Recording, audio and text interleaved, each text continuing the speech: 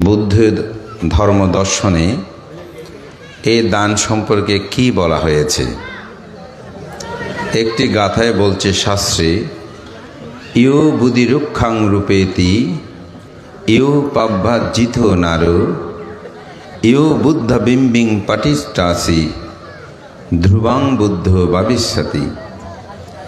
যিনি প্রব্রজিত হয়, যিনি বুদ্ধিবৃক্ষ রোপণ করেন, যিনি বুদ্ধ প্রতিবিম্ব প্রতিষ্ঠা করেন, ধ্রুবং বুদ্ধ ভবিষ্যতি, তিনি ভবিষ্যতে বুদ্ধ হন।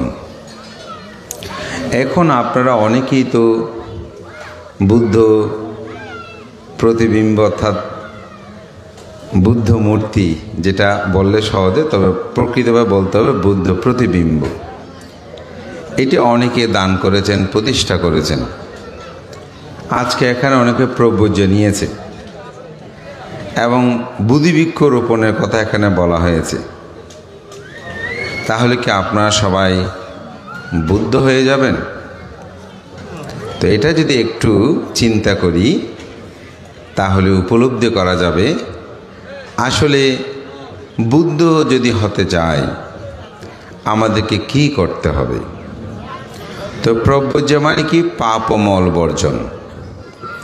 তা আপনি প্রব্রজ নিয়েছেন, যদি পাপ ও মল বর্জনের চেতনা না থাকে তাহলে আপনার প্রব্রজ জীবন কি সার্থক হবে? আমাদের শ্রদ্ধেয় সভাপতি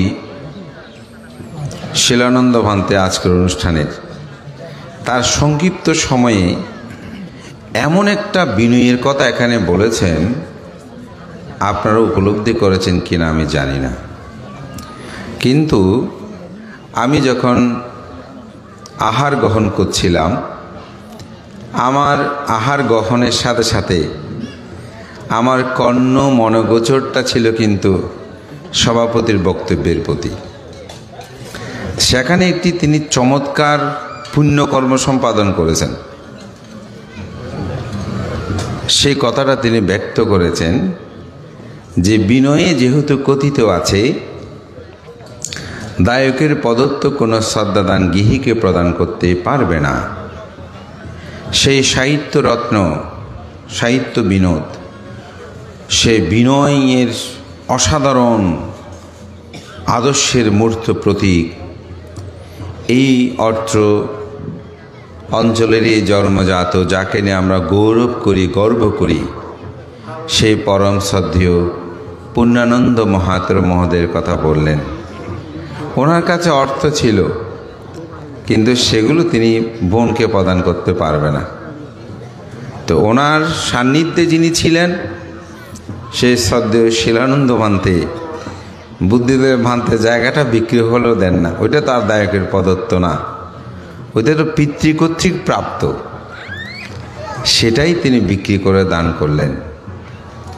তাহলে বিষয়টা দেখেন, প্রব্রজ মানে এই পাপ অমল বর্জনের এটাই, যাতে সেগুলো কোনো ক্রমেই একজন সাধককে স্পর্শ করতে না পারে, তার দ্বারা যেন অপরেরও কোনো ক্ষতি না হয়, সেই চিন্তা পোষণ করে যদি প্রব্রজময় জীবনকে অতিবাহিত করে তবেই তিনি বুদ্ধ হতে পারেন। বুদ্ধ তিন প্রকার, আমাদের আচার্যগণ এটাকে চার প্রকারে করেছেন, মূলত সাহিত্যে ত্রিপিটকে। শ্রাবক বুদ্ধ, পাচ্ছেকা বুদ্ধ, সম্যক সম্বুদ্ধ। সম্যক সম্বুদ্ধ হচ্ছেন যিনি 4 অসংখ্য অথবা 8 অসংখ্য অথবা 16 অসংখ্য লক্ষাধিক কল্প পারামি সম্ভার পূরণ করে যিনি বুদ্ধ হন, নিজে নিজে বুদ্ধের ধর্মটাকে আবিষ্কার করেন, অপরকে সেই আবিষ্কৃত ধর্মের পথ নির্দেশনা দিতে পারেন, তিনি হচ্ছেন সম্যক সম্বুদ্ধ। আর যিনি নিজেই নির্বাণ সত্যকে আবিষ্কার করেন ঠিক, কিন্তু আবিবাদানা শিলাসা নিঃসং বুদ্ধ বাচ্চায়নু সাত্থারও ধম্মবাডেন তাইবান্না সুকাং বালাং, এর বাইরে আর কোনো কথা বলতে পারেন না, শুধু আশীর্বাদ দিতে পারেন। কীভাবে বিমুক্তি লাভ করবেন এটি একজন পাচ্ছেকা বুদ্ধের পক্ষে বলা সম্ভব নয়। সে অর্থে বলা হচ্ছে কি, ইনি পাচ্ছেকা বুদ্ধ। শ্রাবক বুদ্ধ যিনি সম্যক সম্বুদ্ধ থেকে ধর্ম শ্রবণ করে আচরণ করে যিনি অরহত হন, তিনি হচ্ছেন শ্রাবক বুদ্ধ। এটিকে আরও বলতে শ্রোতাপত্তি স্থগিতগামী অনাগামী, অর্থাৎ যারা চারি অপায়ের দ্বার বন্ধ করেছেন তাদেরকে বলা হয় শ্রাবক। সে অর্থে এখানে আসলে মূলত শ্রাবক। তো এই জন্য প্রভুর যে জীবনটা যদি সেভাবে আসলে গঠন করা হয়, তাহলে তার জীবনের মধ্যে এই মূলত এই বুদ্ধ হওয়ারটা সম্ভব হয়। এই অর্থে প্রভুজিত হওয়া, উপসম্পদা মানে বৃক্ষ নেওয়া।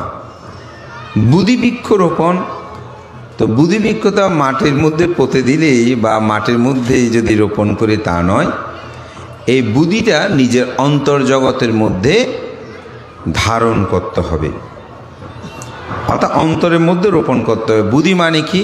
জ্ঞান বা প্রজ্ঞা। তা আপনার অন্তরের মধ্যে যখন জ্ঞান থাকবে, প্রজ্ঞা থাকবে, তখনই বুদ্ধ প্রকৃতভাবে স্থাপন করা হবে। কীরকম? আপনারা অষ্টশীল নেন না? আচ্ছা, অষ্টশীল যেদিন নিয়েছেন সেদিন যদি কেউ গায়ে পড়ে আপনার উপর ঝগড়া করতে চায়, আপনি কি করেন? আজকে অষ্টশীল নিয়েছি, আজকে কোনো কথা বলবো না। কেউ আপনাকে গালিমন্দ করেছে, আপনি বলছেন আজকে অষ্টশীলদারি হবে না, কালকে হবে। কেউ কোনো কিছু মাছ বিক্রি করতে এনেছে, দেখতেন জীবিত, বলে না আজকে অষ্টশীল না, হবে না, ঠিক না?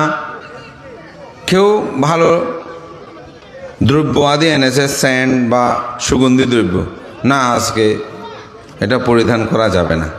কেন বলেন তো? অন্যদিন হয়, কিন্তু সেদিন কেন হয় না?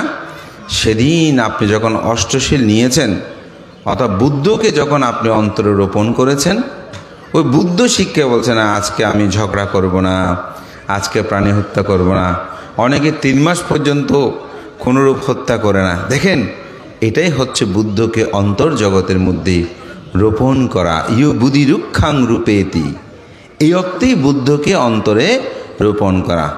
বুদ্ধা ভিম্বাং পাটিট্টাসি, বুদ্ধিবৃক্ষ অর্থাৎ বুদ্ধ প্রতিবিম্ব, বুদ্ধকে অন্তরের মধ্যে কি করা?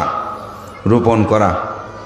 অন্তরের মধ্যে যখন বুদ্ধকে রোপণ করবেন, ওই যে বুদ্ধ প্রতিমা মানে বুদ্ধ মূর্তি বললে একটু বোঝার জন্য বলছি, কিন্তু মূলত আমাদেরকে বলতে হবে প্রতিবিম্ব।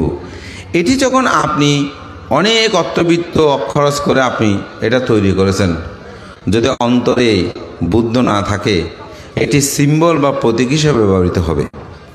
পৃথিবীর বহু দেশে গেলে দেখবেন বুদ্ধ প্রতিবিম্বগুলো শো বেছে রেখেছে। এখন বিভিন্ন মুভিগুলোতে দেখবেন তাদের ঘরের শো বেসের মতো রেখে দিয়েছে। তাইলে কি তিনি বুদ্ধের প্রতিস্থাপনের যে পুণ্য সেটা লাভ করবে না? তিনি সেই চেতনায় রেখেছে। কিন্তু আমাদের অন্তর্জগতের মধ্যে যদি বুদ্ধকে রোপণ করতে পারি, তাহলে কি হবে? আপনার দ্বারা কোনো পাপকর্ম করা যাবে না। ওই অষ্টশীল যেমন, এটাই বুদ্ধকে রোপণ করা। পঞ্চশীল নিয়েছেন, বলছে না আমি মিথ্যা বলতে পারবো না, আমি পঞ্চশীল নিয়েছি। সাধারণত বিহারে আসা যাওয়া করেন যে, সেই সময়ও অনেকে যে বলে বিহারে এত যাওয়া আসার দরকার কি? দেখবেন বিহার থেকে আসার সময়, এখন বিহার থেকে আসতেছি, তোমাকে মিথ্যা বলতে পারবো না, আসলে এই ঘটনা, বিহারে যাচ্ছি, বলে বিহারে যাচ্ছি, এখন মিথ্যা বলা সম্ভব হবে না। দেখেন, ওই বুদ্ধ শিক্ষাটা যখন অন্তর্জগতের মধ্যে জাগ্রত হয়েছে, তখন আপনি আর কোনরূপ পাপকর্ম সম্পাদন করছেন না। এটাই হচ্ছে বুদ্ধ প্রতিবিম্ব দান, প্রভ্যজ্জিত হওয়া, বুদ্ধিবৃক্ষ রোপণ করা। তো এই পুণ্যময় কর্মগুলো অবশ্যই আমাদের জীবন দর্শনে যদি আমরা প্রতিফলন করি, তাহলে আমাদের প্রকৃত পূজা হবে। এটা অন্তরে যখন জাগ্রত করবেন, তখন আপনাকে দান করতে বলতে হবে না, শীল পালন করতে বলতে হবে না, ভাবনা করতে বলতে হবে না। অতি সাম্প্রতি সময়ে একটা কথা বলি, আমার বিহারে পাঠান পাঠ আর গণপ্রবজ্য হয়েছে। একজন আমার পরিচিত বলতে, সে আমার ধর্মদেশনাগুলো শুনে অস্ট্রেলিয়া থাকে, সে কিন্তু জন্মগতভাবে বৌদ্ধ নয়, বাংলাদেশের একটি বিশাল কমিউনিটির একজন, সেই আমি নাম বলছি না। তো ওনার সাথে আমার কখনো দেখা হয়নি। উনি যে কোনো প্রকার আমার মোবাইল নাম্বারটা জোগাড় করে তিনি আমার সাথে যোগাযোগ করেছেন। তো উনি আমাকে বলছেন যে আমার উপরে একটা আমার পরিচয় থাকলেও আমার অন্তর্জগতে আমি বুদ্ধকে লালন করি। আমার অন্তর্জগতে আমি মনে করি আমি জন্ম জন্মান্তরে বুদ্ধ ছিলাম এবং আমি সেই বুদ্ধকে এখনো খুঁজছি, আমি সে বুদ্ধকে পেতে চাই। তা আপনার ওখানে যখন কোনো সময় প্রবজ্জা হয়, কোনো ধর্মীয় অনুষ্ঠান হয়, তখন আপনি একটু আমাকে বলবেন, আমি যেন পুণ্যকর্ম করতে পারি, আমি পুণ্যের জন্য দান করি। তো সত্যিকার অর্থে তিনি অতি সম্প্রতি, আমি টাকার সংখ্যাটা বলছি, উনি 40,000 টাকা পাঠিয়েছেন। আমার বেরের সেক্রেটারি অ্যাকাউন্ট নাম্বারটা আমি দিয়েছি ওনাকে। তো ওনাকে বলছি যে আপনার নামটা একটু বলা যাবে বা ব্যানারে দেওয়া যাবে? বলেছে না না না, আপনি ওইসব কিছুই করবেন না, আমি পুণ্যের জন্যই এই দানকর্মগুলো সম্পাদন করছি। আপনি 20,000 টাকা দিয়ে আপনি শীতবস্ত্র যেটা পরিকল্পনা ওখানে দেবেন, আর বাকিগুলো প্রবজ্জা এবং বুদ্ধির ধর্মটা যেভাবে প্রচার হয় সেই প্রচারার্থে আপনি সেখানে খরচ করবেন। তা আসলে আমি খুব অবাক হলাম যে বুদ্ধকে তিনি কিভাবে অন্তরে ধারণ করেছেন। এটাই হচ্ছে বুদ্ধির প্রকৃত পূজা, এটাই হচ্ছে অন্তরে বুদ্ধকে লালন করা। আজকে আমাদের সাধনবাবু তিনি এখানে ঘুরতে দেখতে এসে তিনি দানকর্ম সম্পাদন করছেন। আমার সৌভাগ্য হয়েছিল আমি 2 বার আমেরিকাতে যাওয়ার। সেখানের যে ভোগ বিলাস যে জীবন, সাধনবাবু এখানে না এসে সেখানেই তিনি মগ্ন হয়ে থাকতে পারতেন, কিন্তু তার অন্তর্জগতে বুদ্ধ শিখা আছে, জ্ঞাতির শিখা আছে। তিনি প্রায় সময় মাঝে মাঝে, আমার ব্যক্তিগত পরিচয় না থাকলে আমি জানি ওনাকে, মাঝে মাঝে সে গ্রামে বিভিন্ন ক্ষেত্রে তিনি দানকর্মটা সম্পাদন করছেন। কেন? কারণ ত্যাগটা সম্পর্কে যার যতটুকু জ্ঞান সে মানুষ কিন্তু দানকর্ম সম্পাদন করবে। আজকে যে সৌরভ বড়ুয়া, রিকু, তাদের পরিবার বা মিহির বাবুর যে পরিবার, তারা যে এই সুন্দর আয়োজনটি করেছে, যদি চিত্ত জগতের মধ্যে ত্যাগ চেতনাটা না থাকতো তাহলে কিন্তু এই কর্ম তারা সম্পাদন করতে পারত না। এটি সম্পাদন করতে পেরেছে, এই জন্যই তাদের মধ্যে সেই পুণ্য চেতনাটা জাগ্রত হয়েছে বলে। দান কখনো মানুষকে দরিদ্র করে না। এই এখানে কি কেউ আছে? যদি থাকে একটু হাত তুলবেন, বান্ত আমি দান করতে করতে দরিদ্র হয়েছি। আমি আজ পর্যন্ত দান করতে করতে দরিদ্র হতে কোনো মানুষ দেখিনি। নেশা করতে করতে দরিদ্র হতে দেখেছি, আত্মহংকারে হতে হতে দরিদ্র হতে দেখেছি, অভিমানী হতে হতে দরিদ্র হতে দেখেছি। শৌখিনতা, যেটা ফুরাঙ্গি বলে এরই, এই শৌখিনতা মানে মানুষ হতে 5 টাকার এই 10 টাকার করতে গিয়ে, শৌখিনতা করতে গিয়ে জিনিসপত্র এরকম কাপড় চোপড় পরিধান, পিতা মাতা জায়গা বিক্রি করে করে, এগুলো কি বলে সমাজের স্ট্যাটাস, হ্যাঁ, এগুলো মধ্যে রক্ষা করতে গিয়ে এরকম দরিদ্র হতে আমি দেখেছি। কিন্তু প্রকৃতভাবে দান করতে করতে করতে কেউ দরিদ্র হতে আমার জীবনে আমি দেখি নাই। বিশেষ করে আজকে তো প্রায় 25 বছর চলমান এই সমাজের সাথে বহু মানুষের সাথে প্রতিদিন পরিচয় হয়, কথা হয়, কিন্তু দান করতে করতে দরিদ্র হতে আমি কোনো মানুষকে দেখি নাই। কারণ বুদ্ধ যে আমাদের দান প্রণালী দিয়েছেন, সে দান প্রণালীতেই বুদ্ধ বলতেন সম্পদকে 4 ভাগে ভাগ করবেন। 2 ভাগ আপনার নিজের জন্য খরচ করবেন, 1 ভাগ আপনি আপদ বিপদের জন্য জমা রাখবেন, আরেক ভাগ আপনি দানকর্ম সম্পাদন করবেন। আচ্ছা, এইভাবে যদি কোনো মানুষের জীবনকে অতিবাহিত করে, বলুন তো তিনি কখনো দরিদ্র হবে কিনা? আমার মনে হয় না। তো সেজন্য বুদ্ধ বলে, এসা বুদ্ধ অতীতাসা সমুদ্র বালকোপমা দানং বা আদিং কাথ্বা সম্বুদিং সালাবন্তিতি। বুদ্ধ এখানে বলছেন সমুদ্রের যে বালিকারা আছে সদৃশ্য বুদ্ধ অতীত হয়েছেন। আমরা অনেকেও মনে করি 28 বুদ্ধ পর্যন্ত, ঠিক না? অনেকের ধারণা, কিন্তু আসলে 28 বুদ্ধ নয়, অসংখ্য বুদ্ধ কি হয়েছেন? অতীত হয়েছেন। তাহলে 28 বুদ্ধ পর্যন্ত কেন বলা হয়েছে? এটি নিয়ে একটা খুব চমৎকার ঘটনা আছে। সেটা আমেরিকাতেই, ক্যালিফোর্নিয়ায় আমাদের শ্রদ্ধেয় প্রজ্ঞবংশবান্ত সহ ছিলেন। আমরা বসেছি, তো ওখানে একটা ছেলে ভান্তেকে বলছে, ভান্তে, 28 বুদ্ধ পর্যন্ত বুদ্ধ নাম বলেছেন, কিন্তু আপনারা বলেন অসংখ্য বুদ্ধ অতীত হয়েছে, তো বাকি বুদ্ধগুলোর নাম কেন বুদ্ধ বলেন নাই? তো ভান্তে অনেক সুন্দর সুন্দর যুক্তি দিল, যে কার্য কারণ নীতির কথা বলল, এই কারণে এটা বলেছে, অমুক বলেছে। সে কোনো ক্রমে রাজি হয় না। ভান্তেকে পাল্টা আরেকটা প্রশ্ন করে, না বুদ্ধ যদি সব জানে, নাম বললে অসুবিধা কি? তো ভান্ত বলছে, ত্রিপিটক তো এমনি বড়, আরও বড় হয়ে যাবে, প্রয়োজন হয়েছে সেজন্য বলেছে, প্রয়োজন নাই সেজন্য বুদ্ধ বলে নাই। কিন্তু সে কোনো কিছু মানতে নারাজ। তো এখন বড় ভান্তে কথা বলছে। তো অনেকক্ষণ পর আমি ভান্তে বলছি, ভান্তে আপনি যদি অনুমতি দেন আমি ওর সাথে একটু কথা বলি। তো ভান্তে, তুই হচ্ছে একখানে কি হতো চাই না, এত কদিনও বুঝে। তো আমি বললাম, তোমার নাম কি? তো সে বলছে, আমার নাম অমুক। ও, তোমার বাবার নাম কি? বলছে অমুক। তোমার মায়ের নাম কি? অমুক। ও, তো তোমার বাবার নাম কি? সে আমতা আমতা করছে, মা একটু বলাতে আবার বলে দিয়েছে। আচ্ছা, ওনার বাবার নাম কি? বলছে, ভান্তে এটা তো জানি না। এখন ওনার মাও আর জানে না এটা। তাই তো ওনার বাবার নাম কি? বলছে, না ভান্তে এগুলো তো কিছু জানি না। আমি বললাম, কেন জানো না? এগুলোকে তোমার জানা উচিত না। বলছে, না ভান্তে এত কিছু দরকার কি? আমি আমার পিতার নাম পর্যন্ত জানতে পারলে হলো, তো এগুলো তো প্রয়োজন হয়, বাকিগুলো তো প্রয়োজন হয় না। হ্যাঁ, দেখো বুদ্ধ ঠিক অনুরূপভাবে অসংখ্য বুদ্ধের প্রয়োজন ছিল না নামগুলো জানার। যতটুকু পর্যন্ত প্রয়োজন ছিল ততটুকু পর্যন্ত বুদ্ধ বলেছেন, যেটার প্রয়োজন নেই সেটা বুদ্ধ এখানে উপস্থাপনা করেন না। ও বলেছেন, না ভান্তে আপনি ঠিক বলেছেন। তখন সেই একেবারে চুপ হয়ে গেল এবং আর প্রশ্ন সে করলো না। তো ভান্তে বলছে, তোর লোকের ওটা হন দরকার, এত সুন্দর সুন্দর হতে হলেন।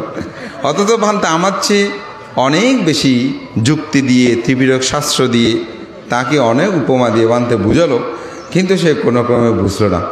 যখন আমি একটু ঘুরিয়ে গিয়ে তাকে ধরলাম, তখন সে আপনিতেই বুঝে গেল। তো আমি এই কথাটা বলছি, অর্থাৎ বুদ্ধ যে 28 বুদ্ধের কথা বলেছেন তা না। এসা বুদ্ধ অতীতাসা সমুদ্র বালুকোপামা, সমুদ্রের বালিকার সদৃশ্য বুদ্ধ অতীত হয়েছেন। এবং গৌতম বুদ্ধ শেষ বুদ্ধ নয়, অসংখ্য বুদ্ধ পৃথিবীতে আসবেন। তো সেজন্য বলছেন, এই সমগ্র বুদ্ধগণ তারা দান ও পারানি পুণ্য করেছেন। কেন দান? দানটা বললে অনেকেই বলবেন তারা পাওয়ার জন্য শুধু দান না, দানটা আপনার জন্য প্রয়োজন। কেন প্রয়োজন? আপনি যদি দান না করেন শীল পালন করতে পারবেন না। যে মানুষের মধ্যে বস্তু ত্যাগের ক্ষমতা নাই, তিনি কিন্তু কোনো সময় শীলবান হতে পারবে না। বানতে কেন পারবে না? আপনি পথ দিয়ে হেঁটে যাচ্ছেন, একটা মাছ দেখলেন, কই মাছ সাধারণত উঠে পথের মধ্যে, দেখে আপনার কি উৎপন্ন হলো? তৃষ্ণা উৎপন্ন হলো, এটা আমি নিতে চাই, খেতে চাই। তাহলে খেতে যখন চেয়েছেন, এটা কোন চিত্ত? অভিধর্মে এটা হচ্ছে লোভমূলক চিত্ত। এটা হচ্ছে কি? লোভমূলক চিত্ত। এখন এই মাছটাকে যখন ধরতে যাবেন, তখন কোন চিত্ত হবে? দেশমূলক চিত্ত। আমরা সাধারণত কোনো প্রাণীকে হত্যা করতে, কোনো কিছু চুরি করতে, আমরা প্রথমে মনে করি যে এটা লোভচিত্ত অথবা দেশচিত্ত। না, প্রথম হচ্ছে লোভচিত্ত। এই লোভচিত্তটা উৎপন্ন হয়েছে খেতে চাই, তারপর এটাকে যখন হত্যা করতে গিয়েছি তখন তার সাথে ধস্তাধস্তি হচ্ছে না, এটা হচ্ছে দেশমূলক চিত্ত। তাহলে লোভচিত্তটা উৎপন্ন হয়েছে। এখন যখন আমি ত্যাগ করতে পারি নাই, তখন দেশমূলক চিত্ত উৎপন্ন হয়ে আমি তাকে হত্যা করেছি, আমার প্রাণী হত্যা হয়েছে। আচ্ছা, প্রথমেই যদি আমি ত্যাগ করতাম, দান মানে কি? দিয়াতিথি দাম, সত্যহীনভাবে ত্যাগ করা। যখন আমি এটা ত্যাগ করতাম তাহলে আমার শিলটা পালন হতো। তাহলে শিল পালনের জন্য দান প্রয়োজন। আপনি এই বস্তুটা দেখেছেন, ইচ্ছে হচ্ছে এটা চুরি করে নিয়ে যায়। যখন আপনি এটা ত্যাগ না করবেন, চুরি করে স্থানচ্যুত করবেন না। তা আপনি যখন বলেন না আমি এরকম বস্তু চাই না, আমি সেদিন তো এত টাকা খরচ করে সঙ্গদান করেছি, এগুলো আমার প্রয়োজন নেই। তাহলে ত্যাগ যখন করেছেন তখন আপনার শিলটা কি হয়েছে? পালন হয়েছে। ঠিক আমাদের ইন্দ্রিয় জগৎ, যে ষড় ইন্দ্রিয় বা পঞ্চ ইন্দ্রিয়, চক্ষু, কর্ণ, নাসিকা, জিহ্বা, ত্বক ও মন, এগুলো হচ্ছে কিসের মতন? এগুলো হচ্ছে আপনার ক্ষুধার্ত প্রাণী যেরকম থাকে তাদের মতন এগুলো প্রতিনিয়ত শুধু চরিতার্থ করতে চায় তার স্পৃহাগুলো, আকাঙ্ক্ষাগুলো, তৃষ্ণাগুলো। একজন সাধক, একজন ত্যাগী, তিনি সেগুলোকে সংযত করেন। সেই জন্য মুত্রিকে একটা খুব সুন্দর উপমা আছে। উপমা হচ্ছে এরকম, একটি কচ্ছপ সে বনের মধ্যে এক পুকুর থেকে আরেকটি পুকুরে যাচ্ছে। তো কিছু দূর যাওয়ার পরে হঠাৎ একটা সিগাল দূর থেকে দেখলো যে একটি প্রাণী হেঁটে যাচ্ছে। তো সিগাল খুব ক্ষুধার্ত ছিল, সে দূরে আসতেছে এটাকে ধরার জন্য। তো কচ্ছপ ভাবতেছে এখন তো পিছনে যাওয়ার সুযোগ নাই, সামনে যাওয়ার সুযোগ নাই, আমি যেতে যেতে ততক্ষণ সেই চলে আসবে, আমি আর পানিতে নেমে পড়ার মতন সময় আমার হাতে নাই। তখন সেই কচ্ছপ কি করেছে, তার মাথা, চারটা পা তার খোলসের মধ্যে ঢুকিয়ে একদম মাটির সাথে লেগে রইল। তো কচ্ছপটি, সিগালটি এসে এদিক সেদিক তাকাচ্ছে, দেখে যে না, যেটা হাঁটতেছিল সেটা এখন আর নাই, যেহেতু মাটির সাথে লেগে গেছে। অনেকক্ষণ সিগালটা কচ্ছপের পিঠের উপরও হেঁটেছে, কিন্তু কচ্ছপ কোনো ক্রমে তার হাত, অর্থাৎ তার যে চার পা, মাথা, এগুলো খোলস থেকে বের করে নাই। কিছুক্ষণ পর যখন সিগালটা চলে গেল, কচ্ছপের তো মাটির অনুভূতি শক্তি আছে, কি আছে, দেখে যে আশেপাশে নাই। তখন মাথাটা আস্তে করে বের করে, সেই পাগুলো বের করে আস্তে আস্তে ঠিক তার গন্তব্যস্থানে পৌঁছে গেল। বুদ্ধ বলছেন, তোমরা কি কচ্ছপের কাণ্ডটি দেখেছো?